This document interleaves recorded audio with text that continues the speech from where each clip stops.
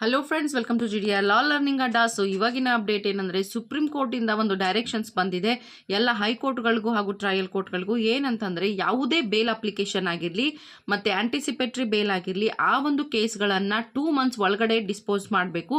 2 ತಿಂಗಳ ಒಳಗಡೆ ಅಪ್ಲಿಕೇಶನ್ಗೆ ಏನಪ್ಪ ಅಂತಂದರೆ ಡಿಸಿಷನನ್ನು ತೊಗೊಳ್ಬೇಕು. ಅವುಗಳನ್ನು ಪೆಂಡಿಂಗ್ ಇಟ್ಕೊಳ್ಳೋ ಹಾಗಿಲ್ಲ, ವರ್ಷಾನುಗಟ್ಟಲೆ ಕೇಸನ್ನು ನಡೆಸೋ ಹಾಗಿಲ್ಲ ಬೇಲ್ ಅಪ್ಲಿಕೇಶನ್ಗೋಸ್ಕರ ಅಂತ ಹೇಳಿ ಎಲ್ಲ ಹೈಕೋರ್ಟ್ಗಳಿಗೂ ಹಾಗೂ ಏನಪ್ಪ ಅಂತಂದರೆ ಟ್ರಯಲ್ ಕೋರ್ಟ್ಗಳಿಗೂ ಕೂಡ ಸುಪ್ರೀಂ ಕೋರ್ಟ್ ಡೈರೆಕ್ಷನ್ ಅನ್ನು ಕೊಟ್ಟಿದೆ. ಯಾವುದೇ ಬೇಲ್ ಅಪ್ಲಿಕೇಶನ್ ಇದ್ರೂ ಕೂಡ, ಆಂಟಿಸಿಪೇಟರಿ ಬೇಲ್ ಆಗಿರಲಿ ಯಾವುದೇ ಆಗಿರಲಿ, ಆ ಒಂದು ಅಪ್ಲಿಕೇಶನ್ಗಳನ್ನು 2 ತಿಂಗಳಲ್ಲಿ ನೀವು ಡಿಸ್ಪೋಸ್ ಮಾಡಬೇಕಾಗತ್ತೆ. ನೀವು ಬೇಕಾದರೆ ಅದನ್ನು ರಿಜೆಕ್ಟ್ ಮಾಡಬಹುದು ಅಥವಾ ಅಲೌ ಮಾಡಬಹುದು, depends on court decision. But ಅದನ್ನು 2 ತಿಂಗಳ ಒಳಗಾಗೇ ಡಿಸ್ಪೋಸ್ ಮಾಡಬೇಕು. ಅಪ್ಲಿಕೇಶನನ್ನು ಜಾಸ್ತಿ ಸಮಯ ಇಡೋ ಹಾಗಿಲ್ಲ ಅಂತ ಹೇಳಿ ಸುಪ್ರೀಂ ಕೋರ್ಟ್ ಡೈರೆಕ್ಷನ್ ಕೊಟ್ಟಿದ್ದಾರೆ. ಇದು ಬಂದು ಮಹಾರಾಷ್ಟ್ರದ ಒಂದು ಕೇಸ್ ಆಗಿದ್ದು, Anna Vaman Bhalerao versus state of Maharashtra ಕೇಸಲ್ಲಿ ಸುಪ್ರೀಂ ಕೋರ್ಟ್ ಈ ಒಂದು ಸ್ಟೇಟ್ಮೆಂಟನ್ನು ಕೊಟ್ಟಿದೆ.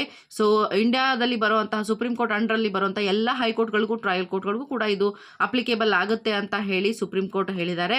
ಸೊ ಯಾವುದೇ ಒಂದು ಬೇಲ್ ಅಪ್ಲಿಕೇಶನ್ ಇರಲಿ, ಆಂಟಿಸಿಪೇಟರಿ ಬೇಲ್ ಇರಲಿ, 2 ಮಂತ್ಸ್ ಒಳಗಡೆ ಡಿಸ್ಪೋಸ್ ಆಗಬೇಕು ಅನ್ನೋದು ಸುಪ್ರೀಂ ಕೋರ್ಟ್ ಅವರ ನಿರ್ಧಾರ ಆಗಿದೆ.